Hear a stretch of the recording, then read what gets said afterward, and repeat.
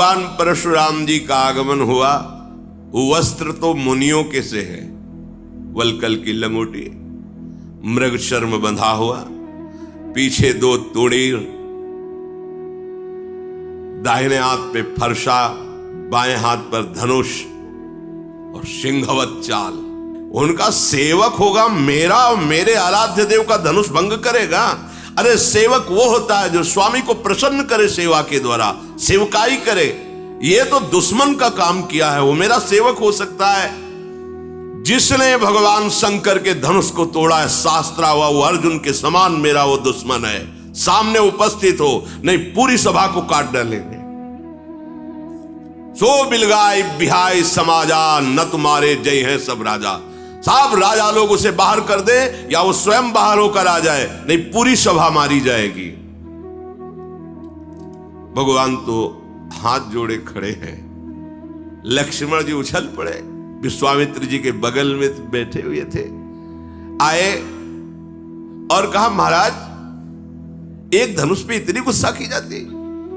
हमने तो सैकड़ों धनुष तोड़े बाल्यावस्था में, जहां खींचते थे टूट जाता था। कभी आप नहीं आए गुस्सा करने के लिए? इस धनुष में क्या खास बात है जो आप इतना उछल रहे, क्रोध कर रहे, और सब मारे जाएंगे, सब मारे जाएंगे? बहु धनु ही तोरी लरिकाई। कभी हमने नहीं देखा कि धनुष टूटा तो आप आ गए, और लेकिन आज आपको इतनी गुस्सा क्यों आ रही है? परशुराम जी ने कहा चिरंजीवी का आशीर्वाद दिया है, इसलिए मुझे मूर्ख बालक तू काल के अधीन हो रहा है। साधारण धनुयों के सामने तो भगवान शंकर के अजगों को जो विश्व में बंदित हैं, उनके धनुष को तुम उनसे जोड़ रहे हो। लक्ष्मण जी ने कहा हे देव, मेरे तो ऐसा लगता है कि धनुष धनुष है, कोई भी धनुष हो। अब इस पुराने धनुष में रखा ही क्या था? उठाया जरा में टूट गया, इससे किसी का लाभ और हानि तो हुआ नहीं। मेरे प्रभु ने तो इसे समझा कि बहुत वजनदार है, बहुत कठोर है, तो उठाते ही टूट गया, इसमें कोई दोष नहीं है। और आप बिना किसी दोष के ऐसे उछल उछल करके क्रोध कर रहे हैं, हमको तो अच्छा नहीं लगता आपका ये स्वरूप।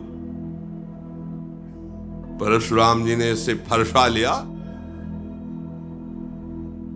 दुष्टता की बात करता है, मेरे स्वभाव को नहीं जानता। अभी तक तू जीवित है केवल बालक समझकर चिरंजीवी आशीर्वाद दिया, इसलिए पूछ ले विश्वामित्र से, मेरी महिमा पूछ ले अपने गुरु से। मुझे निरा मुनि मत समझ, मैं बाल ब्रह्मचारी अत्यंत क्रोध करने वाला हूं और दुष्ट राजाओं का विनाश करने वाला है मेरा फरसा है। अपनी भुजाओं के बल से 21 बार पृथ्वी के दुष्ट राजाओं को काट काट करके उनके राज्य का दान ब्रह्म ऋषियों को किया है। शास्त्राबाऊ की भुजाओं का छेदन करने वाले मेरे फरसे को देख। ऐ राजा के बालक, तो अपने माता पिता को शोक से युक्त करना चाहता है क्या? जब मैं दहाड़ता हूं और फरसा लेकर दौड़ता हूं तो स्त्रियों के गर्भ गिर जाते हैं, प्रहार करने की बात नहीं रहती। लक्ष्मण जी हंस पड़े, वाह वीर वाह मुनि, स्त्रियों के गर्भ गिर जाते, वाह कैसे महात्मा आप हैं, धन्य है। पूरी सभा हाय है कर रही कि छोटे राजकुमार क्या कर रहे हैं, मानो घी में आहुति डाल रहे हो, वैसे ही हाथ जोड़ के इन्हें शांत करना चाहिए। लक्ष्मण जी ने हंस करके कहा कि अब समझ में आया कि आप कितने जोर के योद्धा हो, पर हम आपको बता दें कि फूंक से पहाड़ नहीं उड़ाया जा सकता। भूल में मत रहना, बालक समझकर कहीं भूल में मत रहना। फूंक से पहाड़ नहीं उड़ाया जा सकता। ये बार बार जो है जो फरसा दिखा रहे हो, यहां कोई कुम्हड़ा की बत्तियां नहीं कि अंगुली दिखा दोगे सूख जाएगी, कि तुम्हारा फरसा बार बार दिखा रहे हो ना, कि फरसा दिखा दियो हम डर जाएंगे। फूंक से पहाड़ उड़ाने की कोशिश मत करो, हमें निरा बालक मत समझो। आपको प्रणाम किया है तो सिर्फ मुनि वेश देख करके। ये जो आप फरसा धनुष बाण, ये मुनि वेश के विपरीत है। मैं अभिमान से नहीं कहता हूं, आप सच्ची समझ लो, मुझे केवल बालक मत समझना। अगर हम आपसे अभी नम्रता से पेश हो रहे हैं तो उसका कारण है आप जो बोल रहे हो ना, और मैं सह रहा हूं, इसका कारण एक ही है। एक तो यज्ञोपवीत धारण की ब्रह्म ऋषि हो, और दूसरी बात जानता हूं भृगुवंश को पावन करने वाले महात्मा हो। इसी के कारण आपके ऐसे कठोर वचन और ऐसे अभिमान भरे वचन सुनकर मैं शांत हूं, क्योंकि हमारे कुल में देवता, ब्रह्म ऋषि और भगवान के भक्त, इन पर कभी हाथ नहीं उठाया जाता, चाहे जितना बड़ा अपराध कर दे। हमारे कुल में वीरता इन पर नहीं दिखाई जाती। आप ब्रह्म ऋषि है, महात्मा है, भगवान के भक्त पर, महात्मा पर, ब्रह्म ऋषियों पर हमारे कुल में कभी हाथ नहीं उठाया जाता, क्योंकि इनको मारने से बहुत बड़ी ब्रह्म हत्या लगती है, और अगर इनसे हार जाए तो बड़ी भारी अपकीर्ति होती है। फिर भी हम आपके पैर ही पड़ रहे हैं कि आप शांत हो जाइए। आपको ज्यादा है अस्त्र शस्त्र दिखाने की जरूरत नहीं, क्योंकि आपके वचन ही करोड़ों वज्र के समान हैं, तो और अस्त्र प्रहार करने की जरूरत क्या है। आपने बेकार में फरसा धारण कर, फरसे से ज्यादा तो आपके वचन है कठोर, अर्थात मुनि के वचन बहुत मृदु, शांत और समदर्शिता से युक्त होने चाहिए। वो आपके हैं नहीं। अगर आपको हम कुछ अनुचित बोल रहे हो तो आप उसका लक्ष्य ये समझ लेना, आपके पास धनुष, बाण और फरसा देख करके। अगर आप केवल मुनि बन करके आते तो अर्घ पाद्य देकर आपके चरणों में ही बैठे रहते। पता नहीं क्या हो रहा है कि लक्ष्मण जी बोल रहे हैं और परशुराम जी का हाथ काम नहीं कर रहा, नहीं उनके सामने कोई बोल सके। अब विवश हो गए। विश्वामित्र जी का समझाओ ना अपने चेला को, बहुत उद्दंडता कर रहा है। कौशिक सुनो मंद या बालक, कुटिल काल बस निज कुल घालक, भानुवंश राकेश कलंको, निपट निरंकुश अबुद असंको। विश्वामित्र जी समझाओ ना इसे, बड़ा कुबुद्धि है, कुटिल है, एक काल के बस हो रहा। अगर हमारा फरसा चला तो इसके ऊपर ही नहीं, पूरे इसके वंश का विनाश कर देंगे। ये तभी निकलता है जब कमजोर हो जाता है सामने वाला। हमारी बात बताओ ना कि हम कौन हैं। अभी एक क्षण में काल का ग्रास हो जाएगा। मैं पुकार करके कहता हूं, इसके बाद कोई मुझे दोष मत देना। लक्ष्मण जी ने कहा, महाराज दूसरे को बताने की जरूरत ही नहीं। आपका यश, जब से आप आए तो अपने मुख से इतनी बार यश कह चुके हैं कि दूसरे को परिचय बताने की जरूरत नहीं। आप बार बार फरसा उठा बता चुके हैं। अगर अभी कुछ और रह गया हो तो और बता दीजिए। सब कह रहे कि ये जो गौरवर्ण का कुमार है तो बहुत ही विचित्र है। हमें लगता है भगवान आपको संतोष नहीं है। आप क्रोध मत रोकिए। आप वीरता का वेश धारण किए हैं, आप और बोलिए, और बोलिए। जो कुछ करना चाहे आप कर लीजिए। आप क्रोध को रोकिए मत। पर आपको जरूर ये कहता हूं कि साधु के वेश में शोभा नहीं देता। हमने तो देखा है कि जो वीर योद्धा होते हैं वाणी से नहीं बोलते, उनका काम बाणों से होता है। वो आप जब से आए वाणी से ही बोलते जा रहे हो। सारी सवाल कार्य किसी तरह इस कुमार को चुप करो, कहीं ऐसा ना हो कि कुछ अमंगल हो जाए। वो इधर लक्ष्मण जी ने कहा कि डींग हाँकना बंद करो महाराज, अब अपनी वाणी का वज्र प्रहार करना बंद करो। आप तो बार बार ऐसे धमका रहे हो, मतलब काल आपकी अंगुली के इशारे से ही चलता हो। लक्ष्मण जी की कठोर सुनते ही परशुराम जी ने भयानक फरसा संभाला और हाथ में लिया और बोले, आप दोष मत देना, मैं इसकी अभी गर्दन उतारता हूं। बहुत बचाया पर अब ये बचेगा नहीं। विश्वामित्र जी आ गए, क्षमा कीजिए, क्षमा कीजिए। देखो, बालकों की बातों पर आप जैसे महान ऋषि ध्यान नहीं देते, इनका स्वभाव ही ऐसा होता है। परशुराम जी ने कहा, मैं कुछ समझ नहीं पा रहा हूं कि वही मैं परशुराम, वही मेरा फरसा, मेरे हृदय में दया का लेश नहीं, और गुरुद्रोही मेरे सामने कठोर वचन कह रहा, मैं कुछ कर नहीं पा रहा। ये उत्तर पर उत्तर दिए जा रहा है, मैं इसे मार नहीं पा रहा। विश्वामित्र जी, हमें लगता है तुम्हारा प्रेम काम कर रहा है, कि हमारा तुम्हारा पहले का प्रेम है और तुम्हारे से, इसीलिए हमें लगता है हम इन्हें छोड़ रहे हैं, नहीं तो अब तक इस गुरुद्रोह करने वाले को मैं यमपुर पहुंचा देता। विश्वामित्र जी हंस करके सोच रहे कि मुनि को सब हरा ही हरा नजर आ रहा है, जैसे सावन में कोई अंधा हो जाए तो हरा ही हरा। इनको ये राजकुमार राजे कुमार नजर आ रहे, अभी इनकी दिव्य दृष्टि खुली नहीं कि देख पावे कि कौन है, चराचर के स्वामी सामने खड़े हैं। श्री राम और लक्ष्मण को साधारण छत्री समझ रहे हैं। विश्वामित्र जी ऐसा मन में सोचकर सावधान कर रहे, शांत। लक्ष्मण जी पीछे से विश्वामित्र जी के कहा कि महाराज आपका सील और स्वभाव देखकर, क्या सील है, नम्रता है आपकी, और क्या स्वभाव है आपका, और हंस दिए। हम बतावे आपका सील स्वभाव? माता का गला उतारा है फरसे से, बड़ा सील है। अरे सब कह रही क्या, मतलब लक्ष्मण जी में भय कहां, भगवान शेष के अवतार है। मैं अच्छी तरह से जानता हूं आप अपने माता के ऋण से ऋण हुए और पिता के ऋण से। अच्छा, गुरु का जो ऋण है वो आप उतारने के लिए मेरे भरोसे आए हो कि अब मैं इनको मार दूंगा तो गुरु ऋण से ऋण हो जाऊंगा। अच्छा, तो ब्याज सहित बताइए आपका गुरु ऋण क्या है, मैं चुका दूं। बुलाइए किसी हिसाब करने वाले को और बताइए आपके गुरु ऋण में मैं क्या चुका दूं। सुनि कटु बचन कुठार सुधारा, हाय हाय सब सभा पुकारा। भगवान परशुराम आप तो नहीं बचेगा। और एकदम लक्ष्मण जी ने कहा फरसा मत दिखाओ मुझे बार बार, आपको रणधीर और वीर दूसरे मानते होंगे, ये फरसा दूसरों को दिखाओ। हमारे यहां ब्रह्म ऋषियों पर कोई बल नहीं चलता, इसीलिए मैं चुप हूं। सब सभा के लिए लगे अनुचित है, अनुचित है, लखनलाल ऐसा मत बोलो, ये महावीर है। सब पुकार।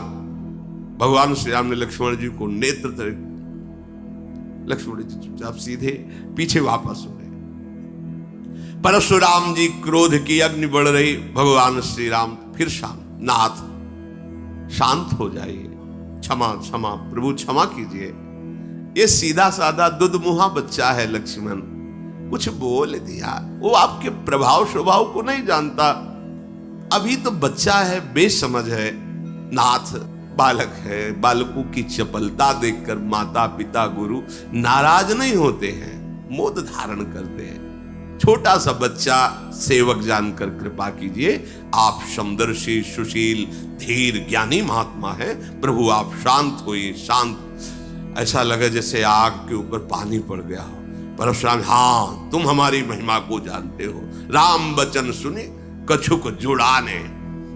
पीछे से लक्ष्मण जी ने मुस्कुरा करके फिर परशुराम जी को इशारे से, परशुराम ने कहा देखो तुम प्रार्थना करो। वो हंस करके फिर हमें क्रोध दिला रहा है। ये बड़ा, और राम जी के पीछे से इशारा करे, बहुत जोर के मुनि हो तो, और हंस लक्ष्मण जी की हंस, और राम जी हाथ जोड़कर गंभीरता, आप महामुनि धीर वेग। और लक्ष्मण जी हंस के, हमें पता है कितने बड़े तुम वीर हो। उन्होंने कहा कि राम तोर भ्राता बड़ पापी, ये बड़ा पापी है, मुझे वहां से फिर जला रहा है। तुम इसे दुधमुआ बच्चा कहते हो? ये दुधमुआ नहीं, जहरीला है। भगवान शेष के अवतार है, दुधमुआ थोड़ी है। जहरीले ऐसे जहरीले कि उन्हीं के तेजाग्नि से संपूर्ण प्रलयाग्नि प्रकट होती है और सब सृष्टि का लय हो जाता है। ये गोरे बदन वाला जो छोटा कुमार है, तुम इसे दुधमुआ कह रहे हो? दुधमुआ नहीं, ये विषमुआ है, बड़ा टेढ़ा है। तुम जैसे सील स्वभाव वाले हो ऐसा नहीं है वो। तुम्हारे पीछे देखो, हमको फिर चिढ़ा रहा है। देखो चिढ़ रहे हैं भगवान परशुराम, इतने महामुनि, और लक्ष्मण जी जहां इशारे, तो वो फिर देखो बोला, गुस्सा हो रहे। लक्ष्मण जी ने खुल के हंस के कहा कि मुनि, आपको आज तक ये ज्ञान नहीं हुआ कि क्रोध करना पाप है। इस क्रोध के वशीभूत होकर के बड़े अनुचित हो जाते हैं कार्य, पूज्य जनों की हिंसा हो जाती है। आपको इतना ज्ञान नहीं कि आपको क्रोध नहीं करना चाहिए। वैसे तो आप मुनिराज हैं, मैं सदैव आपके दासत्व को ही स्वीकार करता हूं, ऋषियों की दासता स्वीकार करता हूं। अब तो क्रोध त्याग दीजिए। धनुष टूट गया, आप जुड़ेगा तो है नहीं। खड़े खड़े बार बार उलर रहे हो आप, तो पैर दुखने लगे होंगे। आसन पे बैठ जाओ, आपके पैर थोड़ा विश्राम कर ले, बैठ जाइए। अगर धनुष के बिना आपको चैन न पड़े तो हमारे अयोध्या में ऐसे कारीगर हैं, हम अभी बुलाते हैं, एक क्षण में धनुष को जोड़ देंगे, कारीगरों से जुड़वा के आपको धनुष देंगे। लक्ष्मण जी जब ऐसी बातें, जनक जी थर थर कांप रहे हैं और हाथ जोड़ के कह रहे हैं, बस चुप रहिए, चुप रहिए, आप ऐसी बातें क्यों कह रहे हैं? जनकपुर के सब स्त्री पुरुष कांप रहे, मन ही मन कह रहे कि बना बनाया काम परशुराम जी वैसे ही क्रोधित थे, ये छोटा कुमार और आग में घी की आहुति डालता जा रहा है। लक्ष्मण जी की निर्भय वाणी सुनकर भगवान परशुराम जी का क्रोध और बढ़ रहा है, पर हृदय में कोई क्रिया नहीं हो रही। वाणी से तो बोलने पर हृदय एकदम शांत है, ना तो मारने की इच्छा हो रही है, एकदम हृदय शीतल, क्योंकि सामने साक्षात भगवान श्री राम विराजमान है। ये मन का मैला, शरीर का सुंदर, ऐसा लग रहा है जैसे विश्व में से भरा सोने का कलश हो। इसको भाई बस शांत कर दो, परशुराम जी सबसे इसको शांत कर दो। लक्ष्मण जी ने हंस करके कहा कि और किसी को कहने की जरूरत ही क्या है महाराज, आपका शांत वेश देखकर वैसे ही हम शांत हैं, मतलब आपका तो खुद अशांत स्वरूप हो रहा है इस समय। प्रभु श्री राम ने ऐसे देखा, अब शांत रहिए। लक्ष्मण जी सकुचा गए और विश्वामित्र जी बुलाए, लक्ष्मण जी को पास बैठाला। भगवान श्री राम हाथ जोड़े और विनय के साथ कोमल वाणी में कहा, प्रभु आप सुजान हो, बड़ा सुंदर स्वभाव आपका है, आप उस बालक की तरफ से मैं क्षमा मांगता हूं। देखो बालकों का स्वभाव जैसे बरैया होती ना, वो बैठेगी उसका स्वभाव है, और अगर वो जरा से डंक मारेगी तो वो फूल जाता है, जलन होती। ये बच्चों का स्वभाव, खेल खेल में कुछ अमंगल कर सकते हैं। जो साधुजन होते हैं, बड़े बूढ़े जन होते हैं, बच्चों पर दोष नहीं देखते हैं। आप कृपा करो, नाथ जानना चाहते हो कि धनुष भंग करने वाला अपराधी कौन है, तो अपराधी मैं आपके सामने हूं। ये धनुष भंग अपराध मेरे से हुआ है, यदि आप अपराधी जानना चाहते हो तो मैं हूं। स्वामी अब चाहे आप कृपा करो या क्रोध करो, वध करो या बंधन में डाल दो, जैसा आप समझे। मैं आपका दास हूं, आप जैसा चाहें वैसा आप हमारे साथ बर्ताव करें। मुनिराज, जिस तरह से आपका क्रोध दूर हो वो उपाय कर लो। मुनि ने कहा कि क्रोध कैसे जाए? अब भी वो विश्वामित्र जी के पास बैठा हुआ टेढ़ा ही हमारी तरफ देखा, और इनकी भी दृष्टि वही लगी लक्ष्मण जी के ऊपर। वो होता है ना, एक बात और है, जो चिढ़ने लगे ना तो उसको लोग और चिढ़ाते हैं। जैसे तुम्हें कोई कहे चिढ़ा, और आप चिढ़ो ना तो फिर वो धीरे धीरे शांत हो जाएगा। और परशुराम जी चिढ़ रहे, ऐसा स्वभाव कभी नहीं देखा गया इनका, पर आज भगवान का प्रभाव और स्वभाव ऐसा है कि सभाएं तो भगवान के अंश ही ना, वो अहंकार नहीं रहने देते। किसी सुनहु राम कर सहज स्वभाव, जन अभिमान न राखे काऊ। परशुराम जी की विनय राम जी कर रहे, पर राम जी पर नहीं देख रहे, लक्ष्मण जी की तरफ देख रहे। जो विश्वामित्र वहां से वो मुस्कुरा के ऐसे बोले, फिर भी देखो वहां से हमारी हंसी उड़ा रहा है और वो टेढ़ा ही देख रहा है। अब तो इसकी गर्दन पर कुठार ना चलाया तो मेरा क्रोध करना व्यर्थ चला जाएगा। अरे जिस कुठार की घोर आवाज सुन करके दुष्ट राजाओं की स्त्रियों के गर्भ नष्ट हो जाते थे, उस फरसे को मैं धारण किए, फिर भी ये राजपुत्र जीवित है, मेरा हाथ क्यों नहीं चल रहा? मेरे क्रोध से तो छाती जल रही, पर मैं कुछ कर क्यों नहीं पा रहा? क्या हो रहा है मेरे को? ये विपरीत दशा कैसी, ये विपरीत स्वभाव कैसा? पता नहीं इस समय मेरे हृदय में क्या हो रहा है। भगवान परशुराम जी कह रहे, मुझे लगता है कि मेरे हृदय में जो कभी नहीं थी वो दया आ गई क्या मेरे हृदय में, इसीलिए दुस्साह दुख सह रहा हो। लक्ष्मण जी ने वही से मुस्कुरा के कहा, सिर नवा के कि महाराज आपकी दया भी आपके स्वरूप के अनुकूल ही है। मतलब दया भी, ये दया है, हाहाकार मचा दिए, ये दया है आपकी, ऐसा मान। और आप जब बोलते हैं महाराज तो ऐसा लगता है फूल झड़ रहे हैं। महाराज जब आपकी दया में ये हालत है तो जब आप निर्दयता करते होंगे तो क्या होता होगा? दया में तो जल रहे हैं और जब निर्दयता आएगी तो क्या होगा? अगर क्रोध आ गया तो हमें लगता है आप ही का शरीर भस्म हो जाएगा। परशुराम ने कहा, देखा जनक, देखा, अब हम शांत हो रहे थे, फिर इसने आग लगा दी है, अब तो पक्का ये यमराज का अतिथि बनेगा। नहीं तो एक बात है, इसको मेरी आंखों के सामने से हटा दो। पता नहीं क्या हो रहा, परशुराम जी बार बार कहते पक्का, और फिर बोले एक उपाय है जनक जी, इसको सामने से हटा दो, मेरे सामने से हटा दो।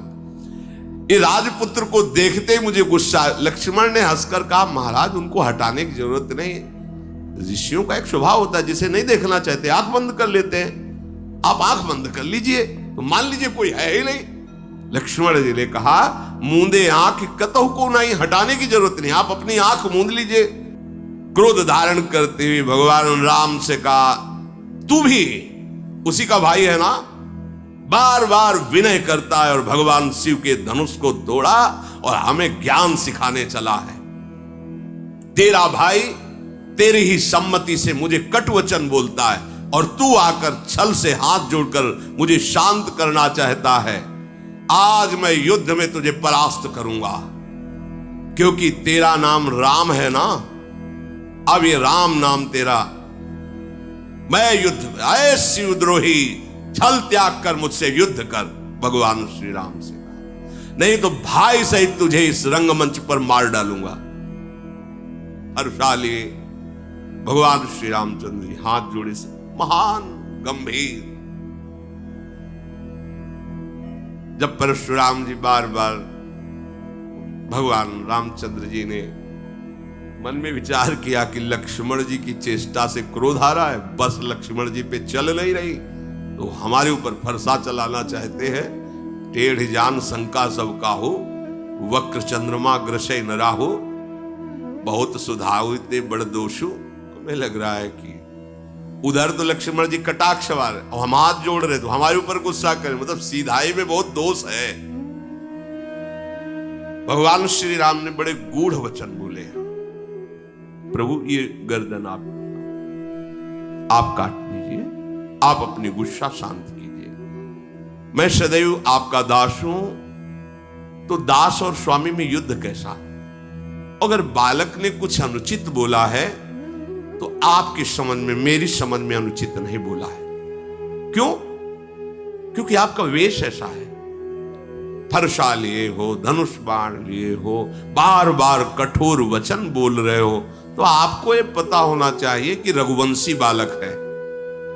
सामने आकर के अगर कोई ललकारे तो दैन्य वचन और दैन्य चेष्टा करना ये रघुवंशियों में नहीं है। आपका कुठार बाण धनुषी देख करके, वीर समझ करके वो बालक ऐसा बकाया अनुचित नहीं है आपके भेष के अनुसार। यदि आप कमंडल कुशा आसन साष्टांग दंडवत करके हाथ जोड़ करके खड़ा रहता, मुझे पता है आप बार बार फरसा धनुष, मैंने ये किया, मैंने वो किया, ये वीर वेश वीर वार्ता सुन करके उसके मन में जो बात आई वो कह दिया, वो दोष नहीं है। हम सब आपकी चरण धूल माथे पे रखते हैं। क्षमा, आप शांत रहिए, बहुत क्षमा होनी चाहिए आपके अंदर, दया होनी चाहिए, आप ऋषि हैं। अब प्रभु आप जो कह रहे हैं कि हमसे युद्ध के, तो युद्ध तो हो ही नहीं सकता, क्योंकि आप स्वामी मैं सेवक हूं। और रही राम नाम की बात, ये नाम तो वैसे भी आपका हमारे से नाम बड़ा है, परशु सहित बड़ा। हमारा तो एक छोटा सा नाम राम और आपका परशुराम कैसे हो सकता है? हमारी आपकी होड़ कैसे हो सकती है? प्रभु मैं तो केवल एक ही गुण ये धनुष धारण करता हूं, आप शम दम तपस्या शौच क्षमा सरलता ज्ञान विज्ञान आस्तिकता, ये 9 गुण धारण करते हैं। हम सब प्रकार से आपके दास हैं, आपको आप क्षमा ही करनी चाहिए, ये बात नहीं कहनी चाहिए कि युद्ध कीजिए। भगवान श्री राम परशुराम जी को बार बार मुनि विप्रवर ऐसा कहा। परशुराम जी क्रोधित होकर ठहाका मारकर बोले, समझ गए तुम मुझे कोरा मुनि ही समझते हो, समझ गए, तुम ही मुझे कोरा मुनि ही समझते हो। मैं ऐसा ब्रह्म ऋषि नहीं हूं जैसा तुम समझते हो। मैं जो ब्रह्म ऋषि जन जैसे यज्ञ करते हैं ना, तो मेरी यज्ञ कैसे होती जानते हो?